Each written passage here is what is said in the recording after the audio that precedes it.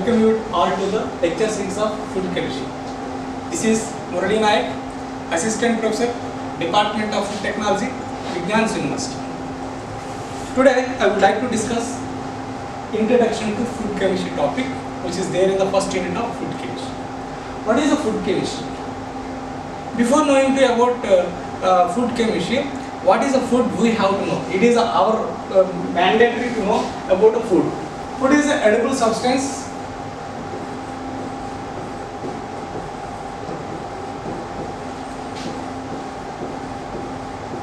Food is an edible substance which helps for providing energy. By eating a very healthy food, you will gain some energy. That means it helps to provide energy.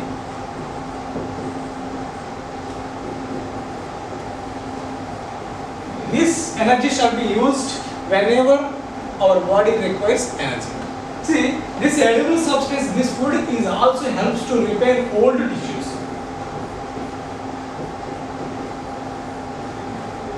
It also helps to repair old tissues and also helps to produce new tissues.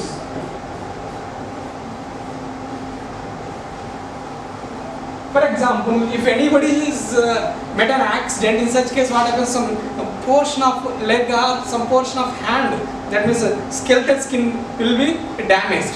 In such case what happens, if you take proper food, healthy food, this healthy food helps for the replacement of old tissues. It helps for the replacement of old tissues, resulting new tissue formation occurs.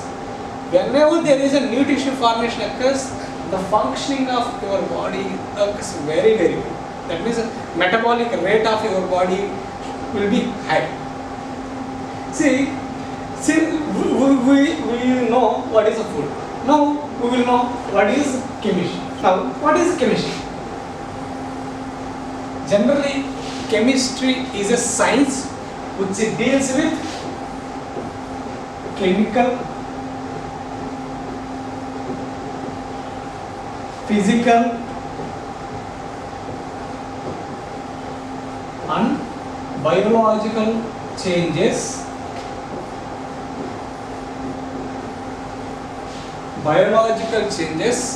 that are going to be occur during processing, utilization and storage. This is the chemistry. If you combine both food and chemistry, if you combine it up with food chemistry means it is a major science of food science. Food chemistry is a part and partial science of food science and technology. Since we are talking food chemistry is a basic science of food science which helps for the dealing of food components,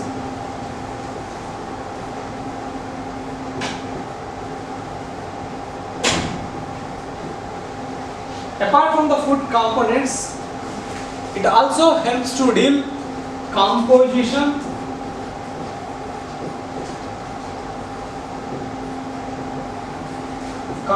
of food. That means we have different types of foods. When you are talking about composition, foods have different compositions like varying compositions of carbohydrates, fats, proteins in its structure.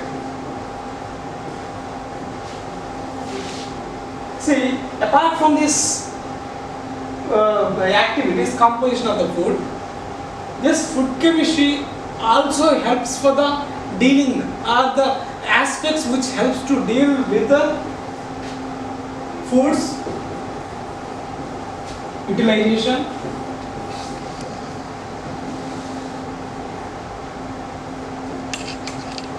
storage and processing.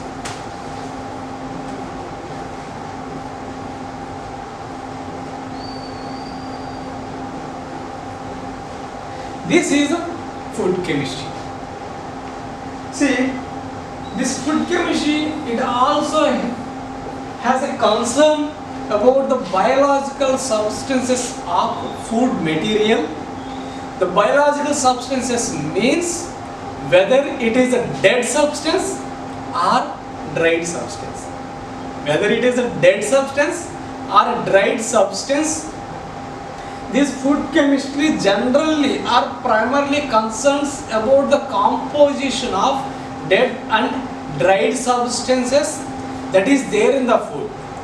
Whenever you expose your food to the higher environment, what happens if the food contains maximum of biological substances, that means the dead and dried substances. When you expose it to higher environment temperatures, obviously there is a change in the structure and composition of the food material. Now we will see one by one what are the changes that occurs in the food, what are the components of the food, what are the major components of the food, what are the minor components of the food, and what are the chemical changes that occurs while processing into the storage. Now we will see one by one.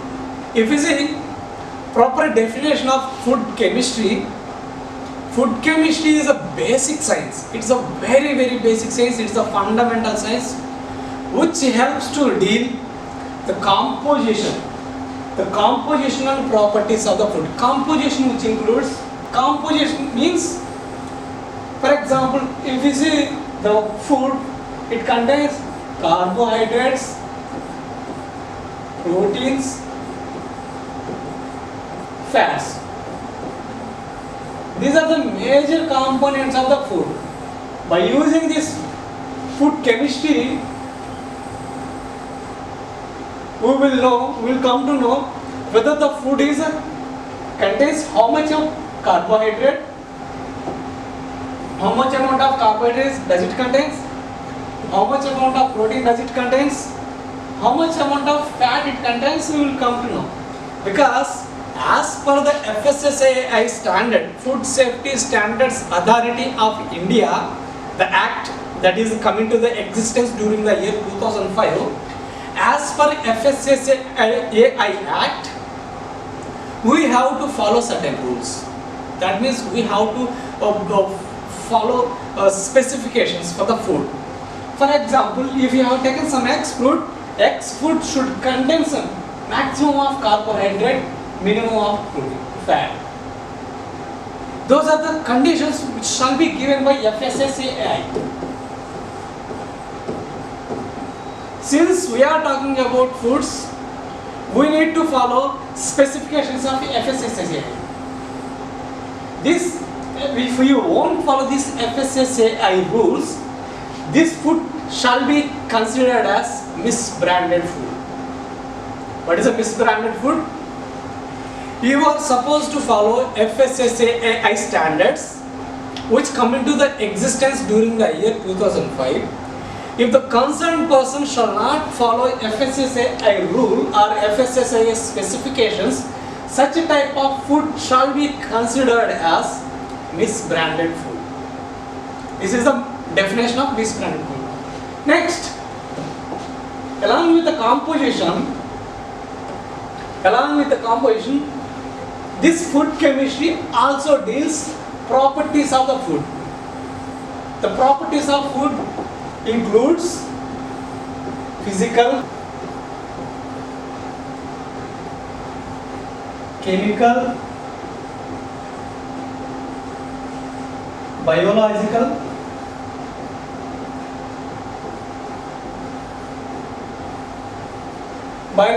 changes that occurs in the food material when you keep it for utilization or when you keep it for the storage after processing. See, the major aspect of food science helps to deal both the composition as well as the properties of the food. Along with the properties of the food, this food chemistry also deals chemical changes of the food. It also helps to deal chemical changes of food. For example, if you have, I have taken a fat-based food.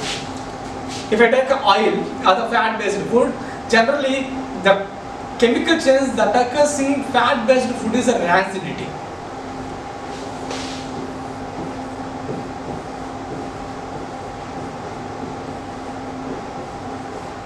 Rancidity is the major chemical change or major change chemical aspect of fat-based substance.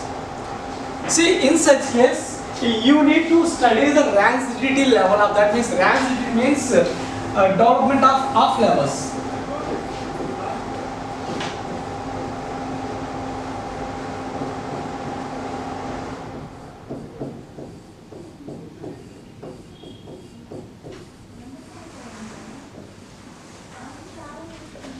Rancidity means development of half flavors. That means by using this rancidity technique, whether the food is spoiled or unspoiled, you will come to know. That is the rancidity. Basically, there are two types of rancidities. One is oxidative rancidity, hydrolytic rancidity.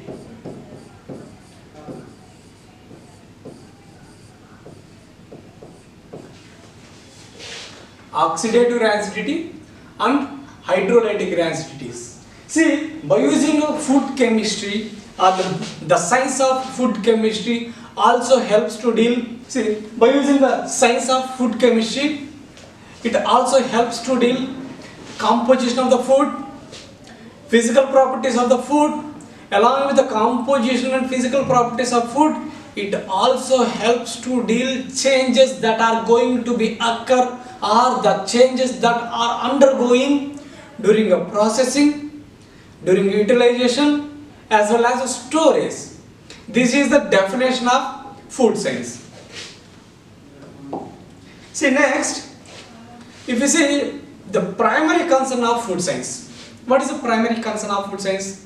Generally, food chemist mainly helps to deal composition properties and chemical changes that occurs during the processing of food. See, the other changes, the primary role of this food chemist is also helps to deal or helps to find out biological substances that is there in the food. Biological changes or biological substances that are there in the food. There are two types of biological substances. Bio itself indicates that the substance derived from animals. The substance which is derived from animals is a biological substance. Here, if you see the primary concern of food chemist, it helps to identify biological substances of food. The biological substances includes dead or dying. See, dead or died generally, if you see dead components are seen after after slaughtering. That means during a post-mortem changes only you will come to know whether the substance is died or not died. We will come to know. And drying, for the removal of moisture content, which we generally use this drying technique. This drying technique also helps to find out by using this food chemistry. And see, these biological substance changes generally occurs whenever the substance is exposed to high environmental changes. When the substance is exposed to higher environmental changes, that means very wide range of temperatures causes these biological substances. For example, you have prepared pasta, or if you have prepared what you call fruit juice. See, this fruit juice includes fruit tissues. Fruit tissues means it's a dead substance. When you expose it to higher environmental temperature, what happens? There may be a change of its TSS. Sweetness also lowered. Those type of changes we will be detected or we will come to know by using this food chemistry science. Next, role of food chemistry. So far we have studied about definition of food science. What is the primary concern of food science? Now we will see role of food science or food chemistry. See, the primary role of food chemist is to know the basic composition of the food. Basic composition means what is the percentage of carbohydrate, what is the percentage of fat, what is the percentage of protein, what is the percentage of water, what is the percentage of vitamins and minerals. These are the basic approximates. These are the basic approximates we need to determine using a food chemistry. The main role of food chemistry is the food chemistry basically covers the basic composition of the food. Basic composition includes approximates of the substance. Next, second role of this food chemistry is it helps to determine structure and composition of the food. Structure in the sense, the substance hardness we will determine, and composition basically it is nothing but approximates. This food chemistry also helps to determine the changes that are going to occur during processing, storage and utilization. See, these are the three different roles of food chemistry. What is the first role? The first role of food chemistry is to determine or to know the basic composition of food. Basic composition includes proximate substances of the food. The second role which covered in the food chemistry is it helps to determine structure and composition of the food. Third role of food chemistry is it helps to determine the chemical changes that are going to be occur during the processing, storage and utilization. This is the basic role of food chemistry. Now we will see the components of food. Basically, food has two type of components. One is a major component, second one is a minor component. Now we will see in depth or in detail about the major and minor components of the food. First, food. What is a food? As I already discussed about food, food is an edible substance. If it is a non-edible substance, we cannot say it is a food. All edible substances are considered as a food substance or food material. If you are calling any substance as a food material, means it must be an edible one. Food is a substance which comes under edible region of the substance or edible substance. This is a food which helps to provide, this substance helps to provide nourishment to the body.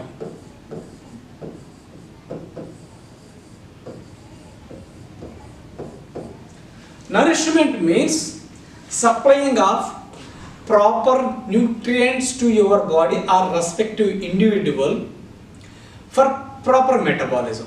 That is the nourishment. See, food is an edible substance which helps to provide nourishment to the body. Along with the nourishment, it also helps to provide energy, concentrated source of energy, or dilute source of energy.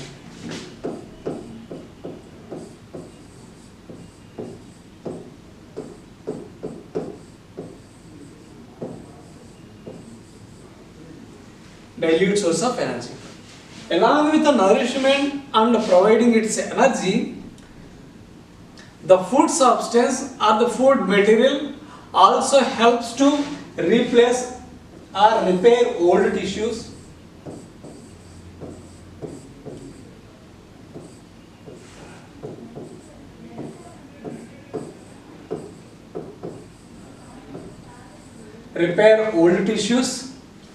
In place of old tissues, it helps to provide or produce new tissues.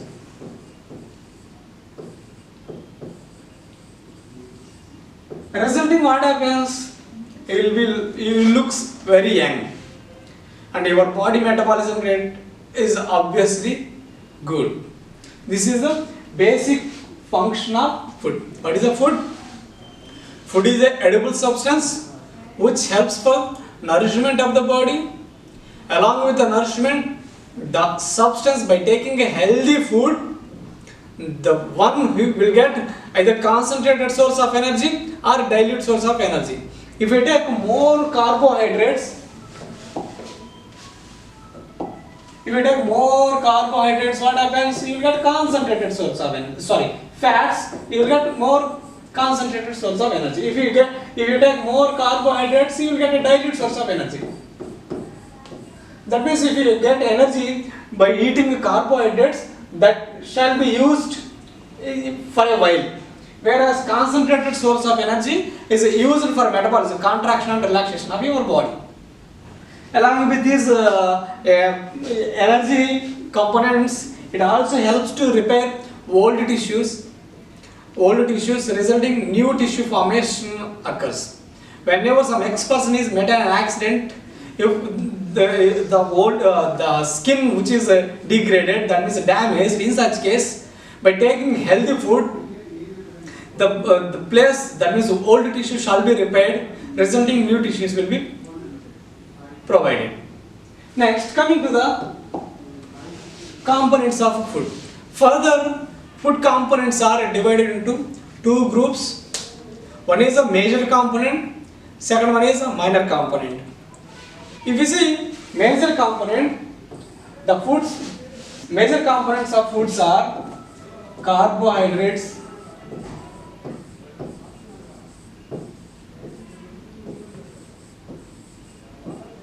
fats, proteins.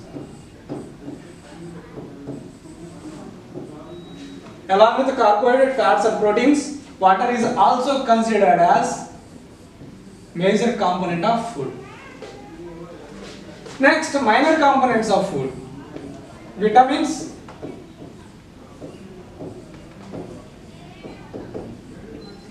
and minerals.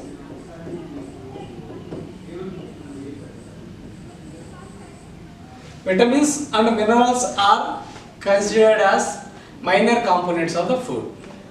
Now we will see one by one in detail about the classification of carbohydrates, classification of fat, protein, water, and vitamins and minerals, and what is the functional role of these major and minor components for meeting of our proper metabolic rate of our body. First, major components. There are four types of major components we have in foods. One is a carbohydrate, fat, protein, and water. The first one is carbohydrate. So if you see, under the group of carbohydrates, fruits, vegetables, and all other pulses also comes under carbohydrate class. If you see carbohydrates are further classified into three groups.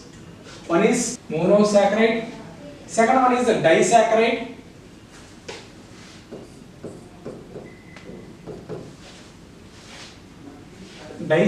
or oligosaccharide. Third one is a polysaccharide.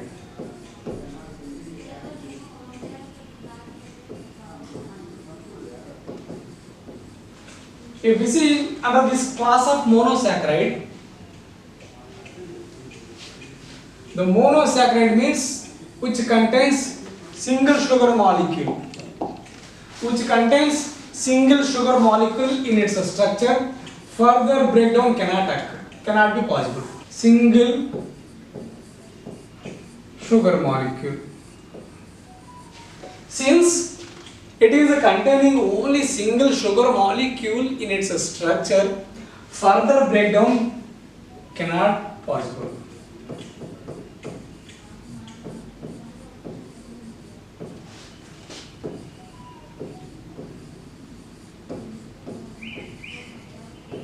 Further breakdown is not possible.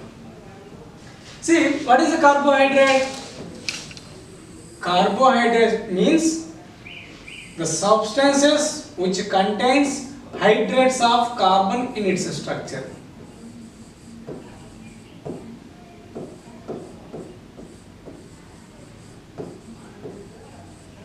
The substance which contains hydrates of carbon in its structure, that is known as carbohydrate. If you see this carbohydrates contains two functional group because it has hydrates of carbon in its structure. Those functional groups are aldehyde functional group, ketose as a functional group. One is aldehyde functional group, ketose is a functional group. Since they are the hydrates of carbon, carbohydrates are classified into three groups: monosaccharide, disaccharide and polysaccharide. Monosaccharide means a single sugar molecule it contains, further breakdown is not possible because it contains only single molecule. Since this monosaccharide contains single molecule, this is also known as simple sugar.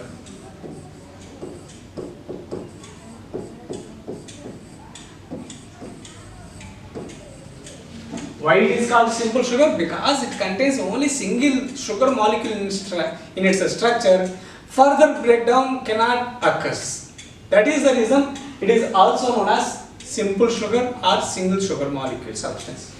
See, the monosaccharides are further divided into different groups based on its carbon number. The carbon number in monosaccharide ranges from 3 to 7.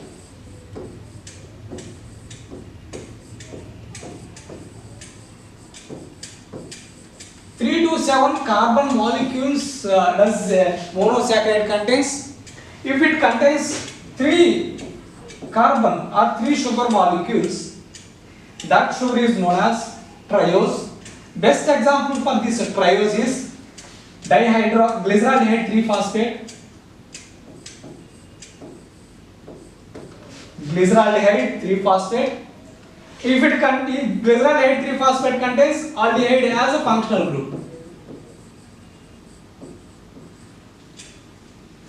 If it contains ketose as a functional group, dihydroxyacetone phosphate. Glyceraldehyde 3-phosphate and dihydroxyacetone phosphates are the substances which contains 3 carbon in its structure. Along with 3 carbon, only one sugar molecule it contains. That is the triose substance. If you see here, this dihydroxyacetone phosphate and glyceraldehyde 3-phosphate both are considered as isomers. Why they are considered as isomers means, if you see in both the cases the number of sugar molecule is 1. In both the cases number of carbons 3. Since they have same chemical formula, difference in their physical structure, such substances are called as isomers. What is isomer? The substances which contains same chemical formula but different in their functional properties or physical properties. Such type of substances are known as isomers. When you are talking about isomers, we need to talk about anomers also.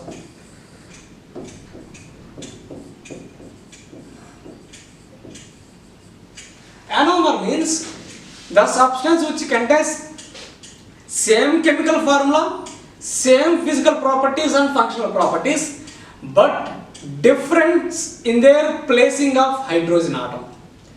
Difference in their placing of hydrogen atom. If the hydrogen presents at the top of cycle, that is known as alpha glucose molecule. If the OH present at the top, such type of sugar molecule is known as beta glucose molecule. Here we are talking about anomers. Anomer means the substance which contains same chemical formula, same physical properties, but difference in their placing of atom. Placing of atom is known as anomers. See, if it contains 4 carbons, that is known as erythrose, erythrulose. Erythrulose. Erythrose means erythrose it contains aldehyde as functional group, erythrose contains ketose as functional group. 5 it contains ribose, ribulose.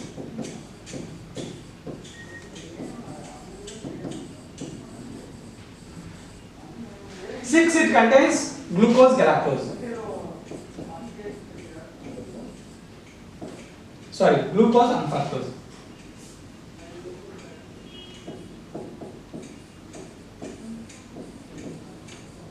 7 heptulose and pseudoheptulose.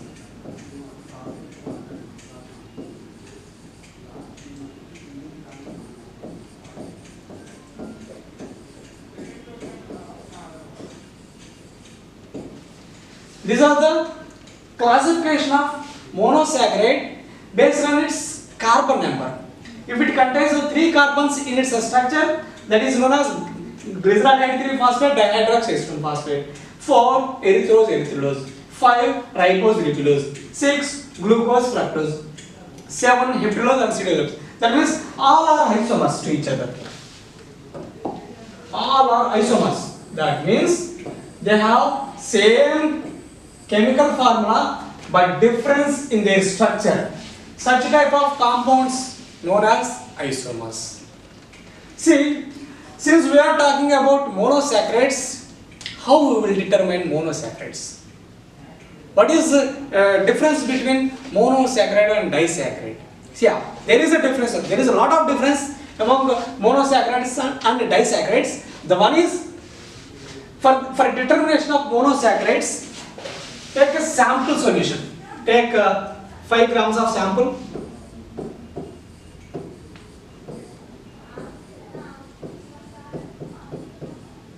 See, for the determination of monosaccharide, we need 2 reagents. Either Benedict's solution or Fehling's solution. Either Benedict's or Fehling's solution we need to determine monosaccharide. See here, first you have to take 5 gram of sample. To this sample, you have to add either Fehling or Benedict's solution. Or Fehling's or Benedict's solution. Then heat, apply heat. Then see, since you are adding either Benedict's or Fehling's solution which contains Cu2 plus ions. Initially, the sample is colorless. For the determination of monosaccharide, either we will take Fehling's or Benedict's solution which contains Cu2 plus ions in its structure or composition. When you add this Fehling's solution, the solution gets converted into purple color solution.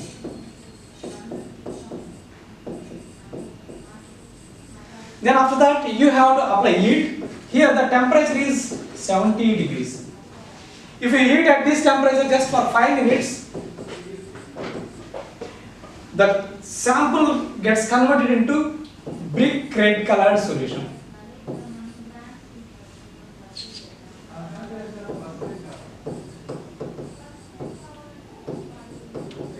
Resulting what happens, this Cu2 plus gets converted into Cu plus ions. Anyhow, here reduction is going to occur. That is why all monosaccharides are called as reducing sugars.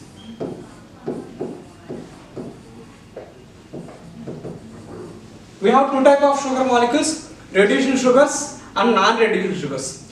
Reducing sugar means when you apply Benedict's or Fehling's solution, the reduction is going to occur. That is the reason we call all monosaccharides are reducing sugars, and under non-reducing sugar category,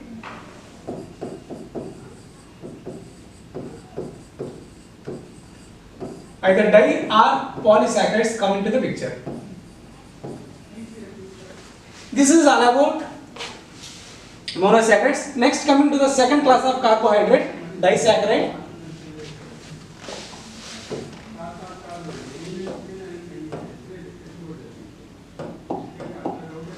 Disaccharide or oligosaccharide.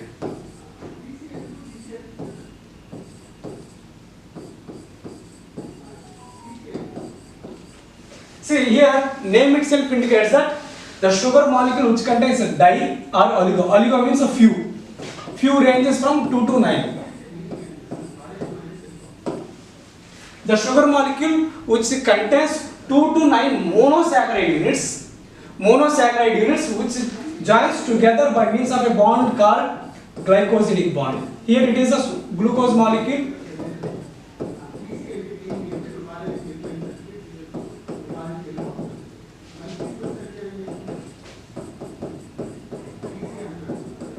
This is the structure of one monosaccharide molecule, or that means glucose molecule. Here, since we are talking about oligosaccharides or disaccharides, this is another sugar molecule.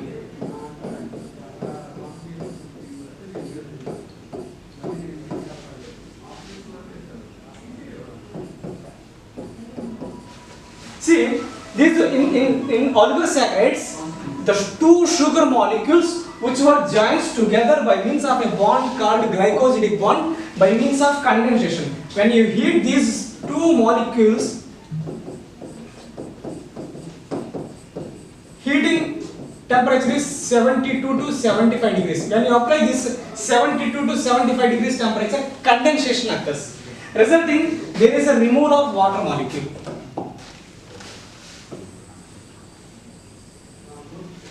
There is a removal of water molecule. Finally, the structure of this disaccharide shall be like this.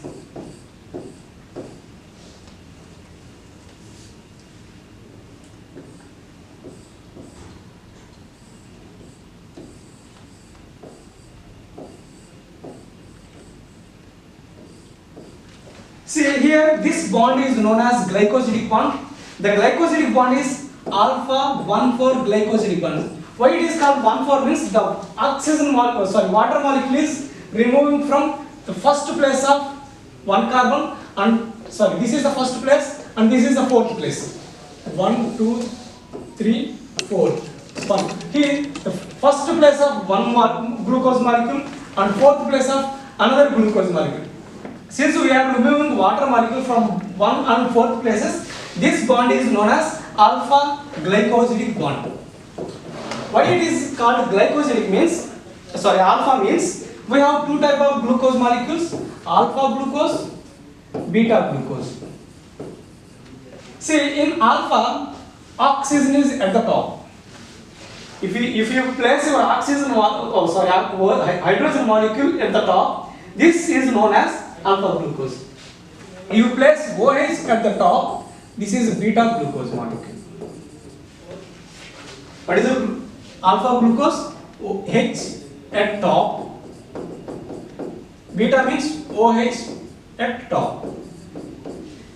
Since they have same chemical formula, same physical properties, but only difference in their placing of hydrogen and OH ions, these alpha and beta glucose molecules are known as anomers.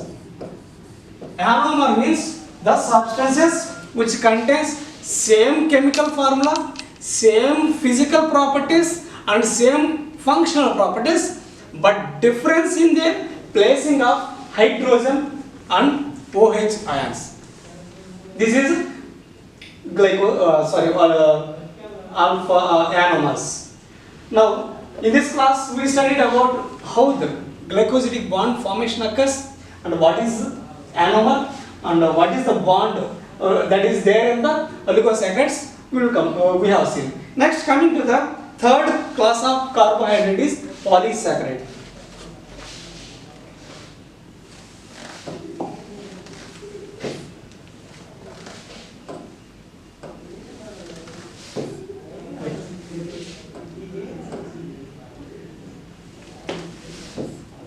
Polysaccharide.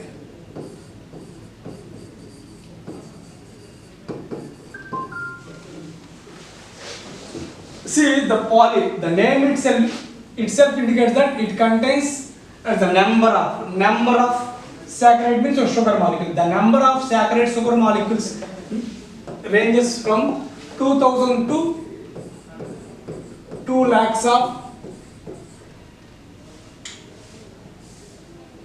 2000 to 2 lakhs of alpha glucose molecules, not beta molecules, only alpha glucose molecules joins together by means of a bond called glycosidic bond. Here in this polysaccharide category we have two type of polysaccharides. One is homopolysaccharide,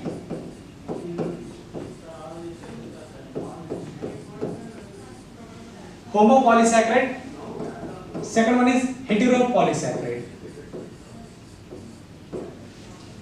Homopolysaccharide means same molecules of alpha glucose molecules are resulting to form homopolysaccharide. That means the substance which contains glucose plus glucose plus glucose, these are the same molecules it contains. Such type of polysaccharide, here the glucose molecule range is more than 2000 to 2 lakhs.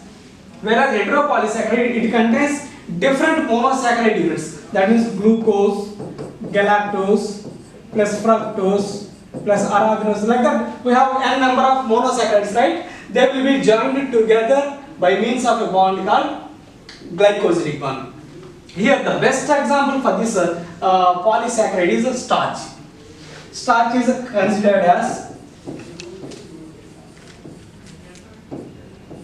best example for the polysaccharide. If we see the composition of starch, the starch, if you observe the starch under microscopic region, that is a 200 magnification, you will be able to see two type of components. One is amylose,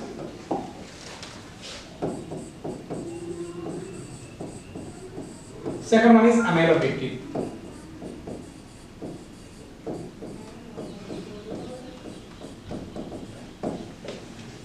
See, in the amylose, all the glucose molecules, all the units, monosaccharide units were joined together by means of bond called glycosidic bond in a straight chain structure, like this.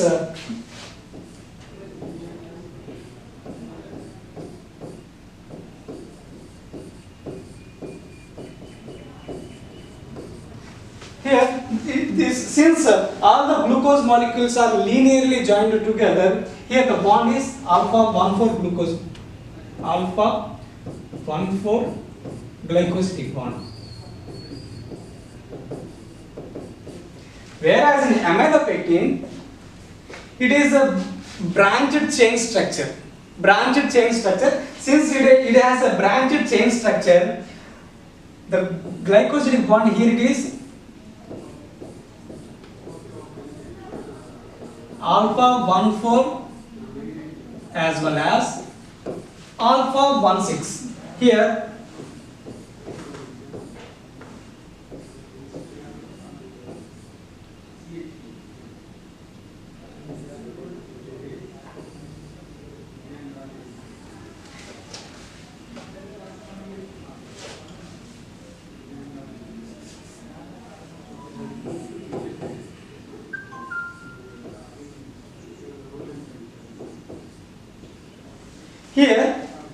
this bond is alpha 1,4 glycosidic bond.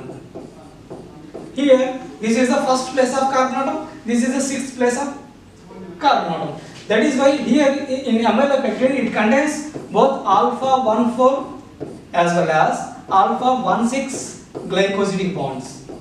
Since it has two different bonds, the structure of amylopectin, if you see under microscopic region of 200 magnification, you will find a bush-like structure or branched chain structure you can observe.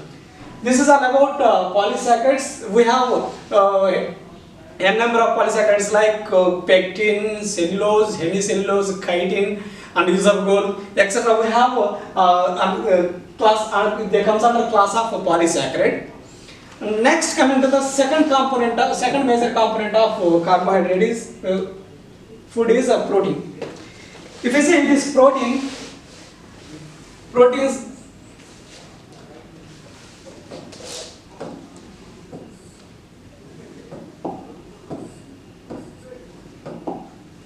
here, the protein means the substance which contains second major component of food is a protein. The protein means these are the substances which contains large number of amino acids which are joined together by means of a bond called polypeptide bond. See, in nature we have 3000 amino acids. We have 3000 different amino acids are there, either from plant origin or from animal origin. Their origin is different from amino acid to amino acids. But altogether we have 300 amino acids. If any substance which contains a minimum of 8 amino acids, that substance is known as protein. See, out of 300 amino acids,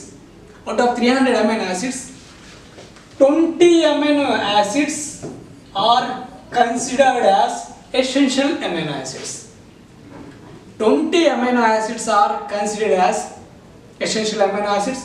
Out of 20 amino acids, any substance which contains a minimum of 8 amino acids in its structure and composition, that substance is known as a protein. If it contains less than 8 amino acids in its structure, that substance cannot be called as a protein.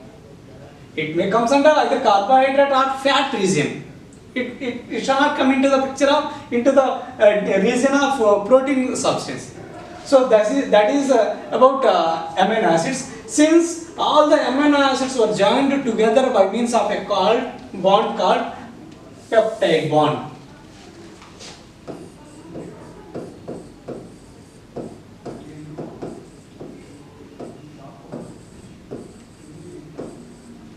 All the amino acids were joined together by means of a bond called peptide bond. Whereas if you see in carbohydrates, we have a bond called glycosidic bond. Glycosidic bond is a bond which joins two monosaccharide units, resulting it will form as a disaccharide or oligosaccharide or polysaccharide. Like carbohydrates, we have a bond called peptide bond in case of proteins. That means amino acids were joined together by means of bond. Next, if you see, we have proteins are classified based on its structure. Based on its structure, proteins are classified into 4 groups. One is primary structured amino acid or primary structured protein. In primary structured proteins, here amino acids, this is the amino acids. This is amino acids. See here, the amino acids were linearly joined. Amino acids are linearly joined together by means of a bond called peptide bond.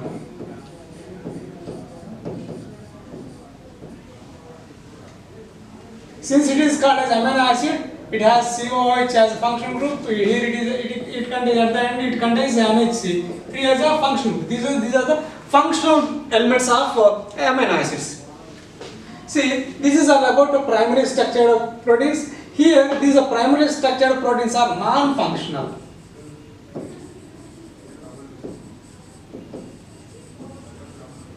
Primary structured proteins are non-functional since except insulin. Except insulin, all primary structured proteins are non-functional. Next, coming to the second class of proteins based on its structure. Secondary structured protein.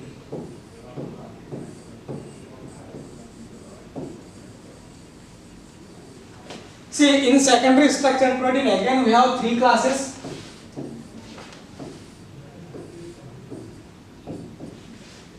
Alpha helix, beta sheet, triple helix. How this secondary structured protein forms? By the primary structured proteins undergoes further folding primary structured protein undergoes further folding, resulting you will get secondary structured protein. These secondary structured proteins are three types: alpha helix, beta pleated sheet and triple helix. See here, the alpha helix means, in this alpha helix, the pitch helix is 5.6 angstrom units. That means this in this alpha helix, the folding of amino acids occur in right hand folding side. Here this pitch helix is 5.6 angstrom units. Since it has a very small pitch helix, the amino within this pitch helix 3.6 amino acids were be placed. In beta pleated sheet, the structure shall be like this. See, the pitch helix here it is 7 angstrom units. Since it has more pitch helix than alpha helix, 5.4 amino acids were placed. In triple helix, the amino acids form a coiling. This is a triple helix. Since three peptide bonds were joined together by means of a bond called peptide bond, here the bond which holds all the peptide bonds are called as hydrogen bond.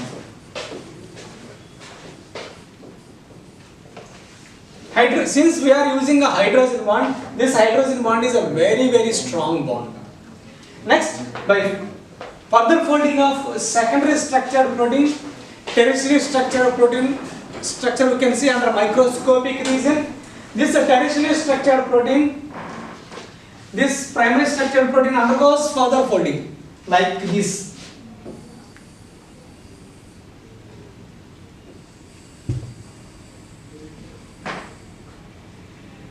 This secondary structure, either alpha helix or beta pleated sheet or triple helix, undergoes further folding till secondary structured protein.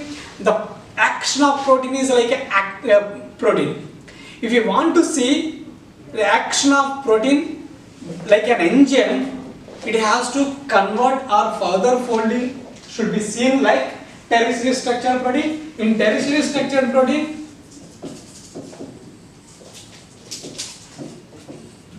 it has a n number of bonds like hydrogen bond. Since it has sulfur amino acids in its structure, disulfide bond.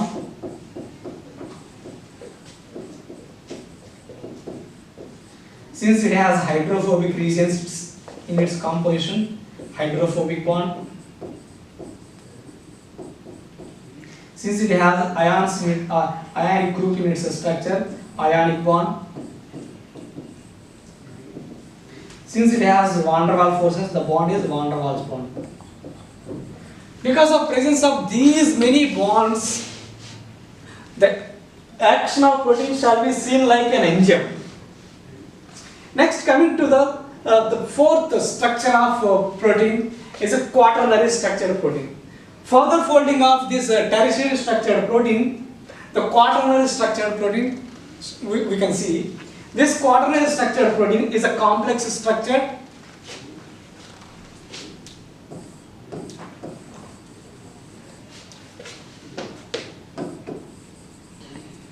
Quaternary structured protein. The tertiary structured protein undergoes further folding. Quaternary structured protein, you can see. In this quaternary structured protein, the proteins are in complex structure. Since there has a complex structure in its composition, we can find out oligomeric proteins. Oligomeric means more than 2 peptide bonds you can observe. More than 2, whereas in primary structure you can see only one peptide bond. That is uniform peptide bond you can see. Like in secondary structure or tertiary structure also only one peptide bond. Whereas quaternary structure protein it comes under oligomeric region. Homopolysaccharide, heteropolysaccharide we have, right? Homopolysaccharide means the single peptide bond. Heteropolysaccharide means n number of peptide bonds it contains. Here it is the oligomeric one.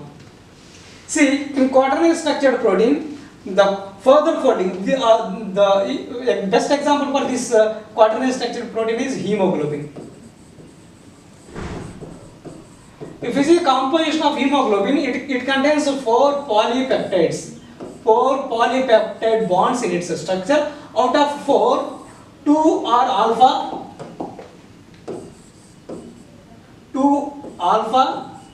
2 beta polypeptides it contains. These polypeptides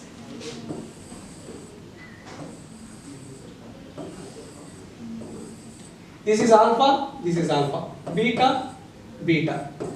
These polypeptide bonds are joined together. These are anonymous individual units joined together by means of bond called peptide bond. Since this has 4 monomers, that means each unit is known as monomer. Since it has 4 monomers, it is also known as a tetramer. Next, coming to the fats.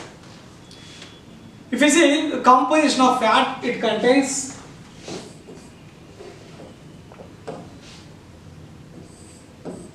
carbon, hydrogen and oxygen. Very less amount of oxygen it contains.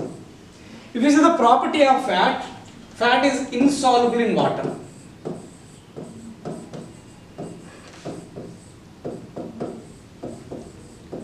Insoluble in water, but soluble in non-polar solvents like chloroform,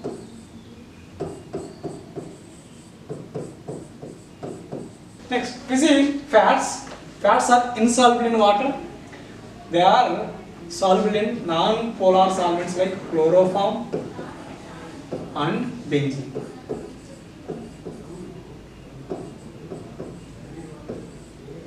See, this fat is also known as triglyceride.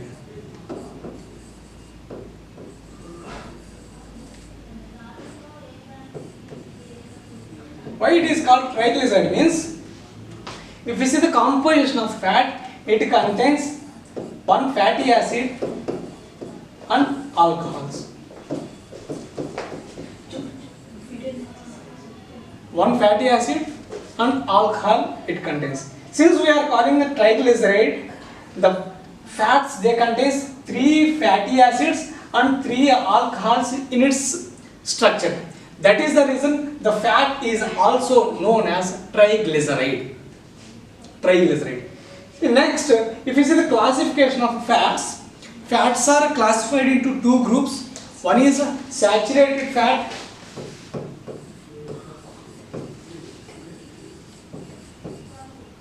second one is unsaturated fat. Saturated fat and unsaturated fat. If you see in saturated fat, the substance which contains single bonds, the substance which contains only single bonds in its structure.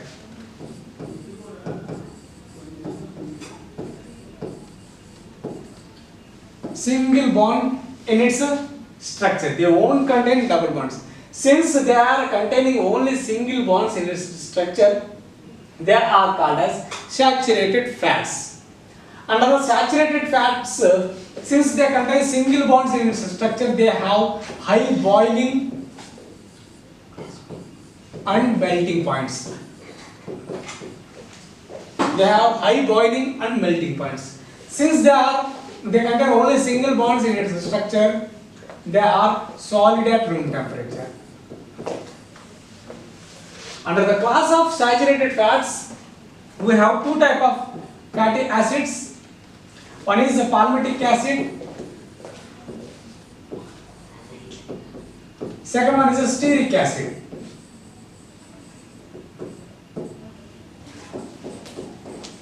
If you see palmitic acid, the number of carbons in palmitic acid is 16 carbon. Whereas stearic acid, it contains 18 carbons in its structure. Next, coming to the second class of fats, unsaturated fatty acid.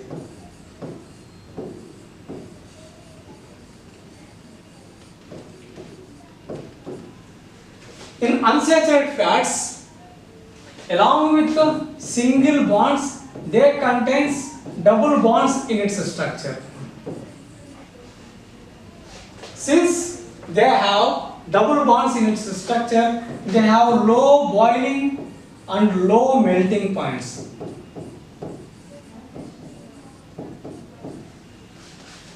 They have low boiling and low melting points. Since they contain double bonds in its structure, they are liquid at room temperature. They are liquid at room temperature. This is the best example for unsaturated fatty acids. There are 4 unsaturated fatty acids: oleic acid, linoleic acid, linolenic acid,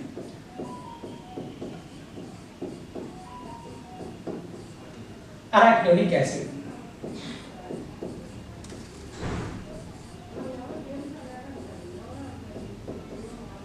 If you see oleic acid, along with a single bond, it contains one double bond in its structure. One double bond in its structure. The number of carbons in oleic acid is 18. Number of carbon in linoleic acid 18. Linolenic 18. Arachidonic 20. Linolenic acid, it contains 2 double bonds in its structure. Along with single bonds, it contains 2 double bonds in its structure. Arachidonic acid, it contains 3 double bonds in its structure. Sorry, linolenic. Arachidonic acid, it contains 4 double bonds in its structure. The substance which contains more than one double bond in its structure, they are considered as essential fatty acids. What is essential fatty? We have 2 types of fatty acids: essential fatty acid and non-essential fatty acid. Essential fatty acid means which contains more than 2 double bonds in its structure. Such a type of substance, they are considered as essential fatty acid. It is very essential to take through our diet. Next, coming to the 4th component is water. Water is generally considered as universal solvent.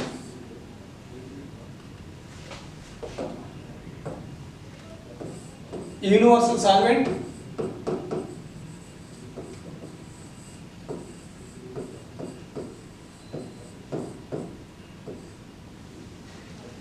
See the composition of water. The universe, 2/3 of universe is solely filled with water. See, our body has 75% of water in its structure, and this 70%, which includes blood, fluid, serum, and etc., comes under this 70%. If you see the water, there are 3 different forms of water that is there in the foods. One is the free water.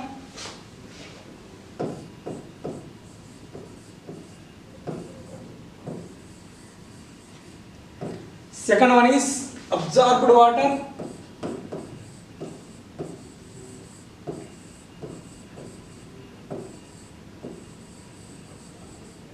Third one, bound water.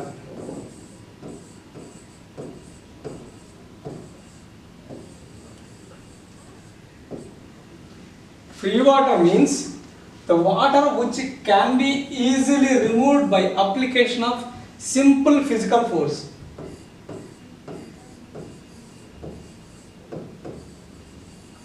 The water which can be removed by application of simple physical force. Next, absorbed water means we need some extraneous force for the removing of this absorbed water, because the water that combines or that interacts with the hydrophobic components of the food, resulting we need a more extra force than free water or physical forces. Third water is bound water. This remains unfrozeable. This cannot be removed from the food substance, because this this water tightly packed with the hydrophobic components of the food, resulting it is impossible to remove from the food substances. I wanted to give one best example for this water. If you take one sponge, if you dip this sponge into the water, if you after dipping them into the water, if you take it to the outside, if you apply a small force, simple physical force, maximum amount of 80% of water that shall be comes out from the food, the sponge. That the water which comes out from the sponge when you apply as a little force is a free water. Absorbed water means if you apply more force, that means if you squeeze the sponge, some amount of water, that few drops of water that comes out from the sponge, that is absorbed water. If you still after application of a strong physical force also, if you rub over the surface, it will be able to give a wet surface. If you apply it on a blackboard, it will give a wet surface. That wet surface occurs because of presence of bound water. This is all three types of water. Now we will see one by one.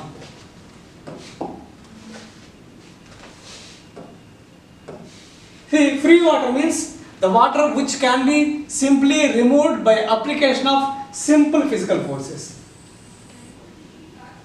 Second one is absorbed water, because for the removal of this absorbed water we need a specific force, specific or defined force for the removal of water, because here in this in absorbed water, the water which is interacted with or tightly compacted with the hydrophilic components of the food. That is the reason we need extra force or special force for the removing of this absorbed water. See, next, bound water. This remains unfrozeable and we cannot remove this bound water. Next, water content of some of the foods. You see this table, tomato which contains 95% of water, lettuce 95, cabbage 92, orange 87, apple 87, milk 87. There are the different, these are the water content of the food. If you see, based on water content of the food, the foods are classified into three groups. One is a perishable food,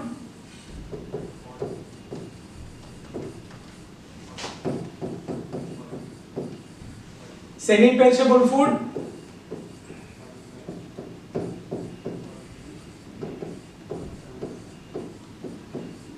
third one, stable food.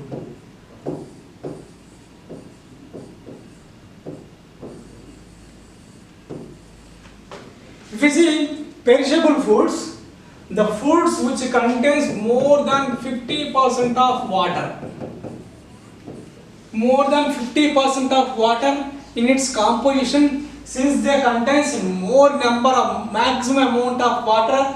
Without preservatives, we cannot preserve these type of foods without any chemical preservatives. That means these substances need refrigeration conditions for the preservation or chemical preservatives for the preservation of these type of foods. Example for this perishable food is fruits and vegetable, milk, meat. Next, coming to the second class of food based on its moisture content, semi-perishable foods.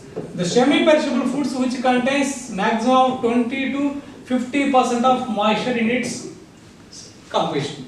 20 to 50% of moisture it contains. That means we need a specific preservative or specific additives for the preservation of these type of foods. Humectants, we generally call them humectants. Humectants are required for the preservation of these type of foods. Stable food means the food which can be preserved for a longer period of time without addition of preservatives.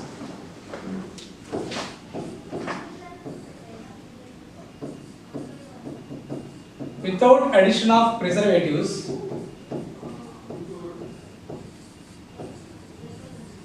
the food can be preserved for a longer time. Example for this stable food: flour, or dried foods. Best example for this semi-perishable foods are green leafy vegetables.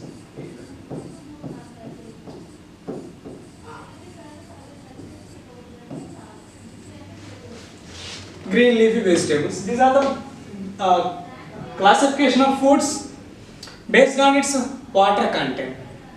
Next, coming to the last component of that is minor components of food. The minor components of foods are vitamins and minerals. See, these vitamins are essential. They play a vital role for proper metabolism of our body. Basically, there are two types of vitamins. One is a fat soluble vitamin.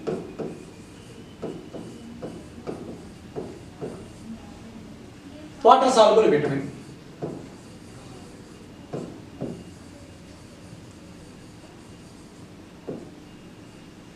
Water soluble vitamin. If you say fat soluble vitamin, the solubility is generally seen in a fat. That means a maximum 100% of solubility is seen in fat solution. Water soluble means their maximum solubility is seen in water. The examples for these fat soluble vitamins are A, D, E, K.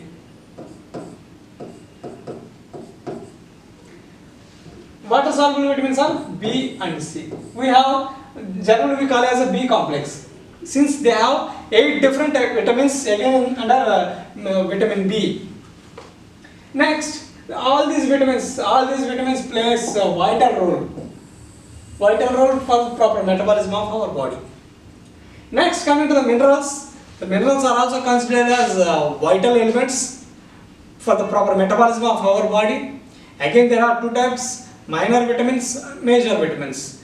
Both the case, we need to take proper mineralized diet for meeting a proper metabolism. Next, conclusion. With this, I would like to conclude today's class. By listening to today's class, you will come to know what is the role of food chemistry. That means how the chemist works. That means the major purpose of chemistry is to know physical, chemical, biochemical and enzymatic reactions shall be determined by using this food chemistry science. Now, if you see the second point, the components of food. By listening to today's lecture, you will be having a very good knowledge about the components of food. Basically, there are two components of food: major components and minor components. You might be knowing the differentiation among them. Next, forms of water. By listening to today's class, you will be knowing about the forms of water. There are 3 forms of water: free water and absorbed water and bound water. When you apply this water technique, forms of water technique with a sponge, it will be very easy to grasp knowledge. And types of food based on its water content. Based on water content, there are again different types of foods: perishable, semi-perishable, and non-perishable means a staple food.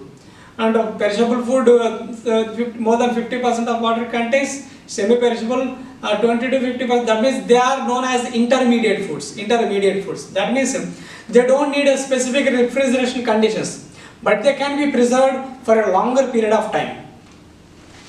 Third one is the non-perishable foods. Non-perishable food means without any preservatives, the food shall be preserved for a longer period of time. With this, I would like to conclude today's class. Hope you have enjoyed today's lecture. And if you go through other relevant materials also for gaining better knowledge, and which helps you for gaining more subject, and you will be enough with this you will be having enough knowledge about food chemistry. Thank you and all. Have a nice day.